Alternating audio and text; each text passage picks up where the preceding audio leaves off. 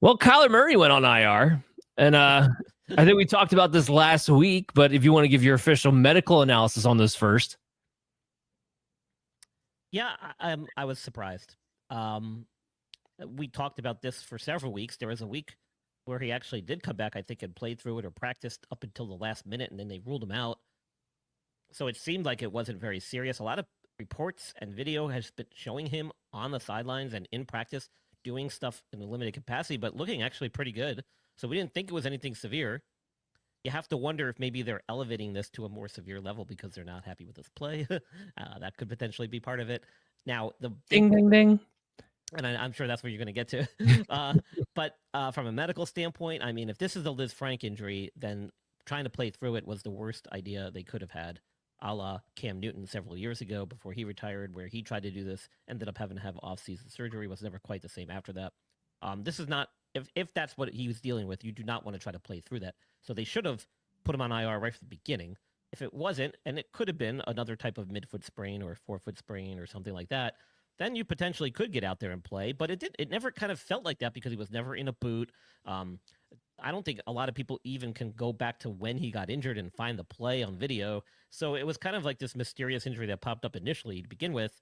And then we got mixed reports about his status and his availability and whether he's going to play. And then fast forward, even after a bye week, here we are, and now he goes on IR all of a sudden. So it's kind of a little bit shocking to, I think, most people in the medical profession and in the fantasy world.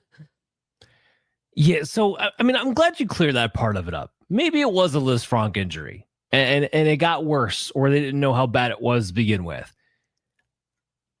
I'll put it to you this way, because I don't want to get crazy here without having some objective, analysis on your part as an expert, medical guy. But I just found it really, really strange when you're dealing with a guy, to your point, it didn't seem like was dealing with a serious injury. All of a sudden, it's like they backlogged the original diagnosis. like that's what it felt like. Like you were week to week, and then now that we're in week 5 of the injury or week 4 of the injury, you went back and said, well, the initial diagnosis was always 4 to 8 weeks. I call BS. Because the initial diagnosis was 4 to 8 weeks to begin with. He would have been on IR day 1. They would not be waiting now to put him on IR. I don't recall ever seeing that too in no one did. And statements I saw or I've researched when I've been looking up his injuries. Like so for me, for full transparency, my day job is a truck driver. I wish this was my day job, not quite there yet. My day job is truck driver. We do things like calculate our logs and keep up with our paper on our hour logs. And then there's times where we make a mistake or maybe want to fib something, and then we backlog and try to change that to make it reflect what we want to reflect now. Cough, cough. This feels like what the Cardinals just did with this injury. It's exactly this. So if anybody's a truck driver, you'll understand what I'm talking about. But it feels like you just backlogged your hours essentially with this injury diagnosis. Now, I think they have the option, and I could be wrong. I have to review the rule book on this, where they could technically backlog his stint on IR to a few weeks ago when he missed.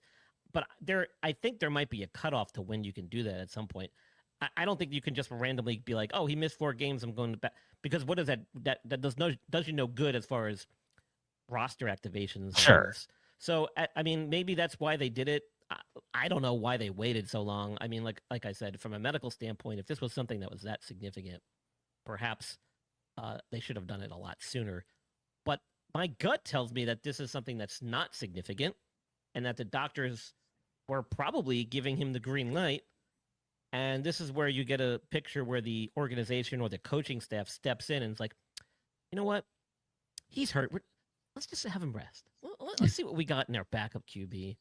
No, Kyler, it's okay. You're hurt. We know you're hurt. You just do your thing at practice. We'll kind of monitor you each week. Anytime you're 100% healthy. Exactly. And they probably kind of played that angle a little bit. And we're like, listen, we're not, I mean, if you think that doesn't go on in making some of these decisions with injuries, then you're mistaken, because what you have to remember is the medical staff, they're there to serve the players, but a lot of times they're at the mercy of the coaches and the organization. Ultimately, those decisions are going to be made based on what the organization needs from a standpoint of performance from their talent, who's also their asset.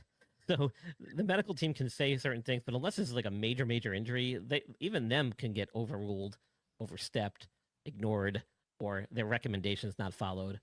And it happens a lot more than you probably realize. The medical team is HR in real life. Think about your HR. They're there for you, but really when it boils down to it, they get overstepped and overridden by their actual bosses 24/7. That's essentially what the medical staff is. It shouldn't be that way because it's the medical staff, but that's essentially how it gets treated in certain situations. Like they're the HR team. So think about it in terms of that.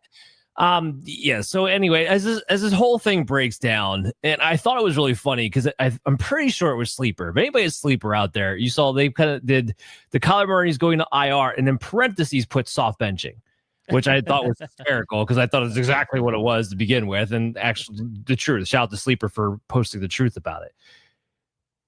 I talked about this yesterday on the show, so make sure you go back and listen or watch Operation Domination. We broke down exactly what it means to keep Jacoby Brissett as a starting quarterback right now. Trey McBride has 4 touchdowns in 3 games after being a guy for the last 2.5 years who hasn't been able to score touchdowns because Kyler Murray is a terrible quarterback, especially inside the red zone.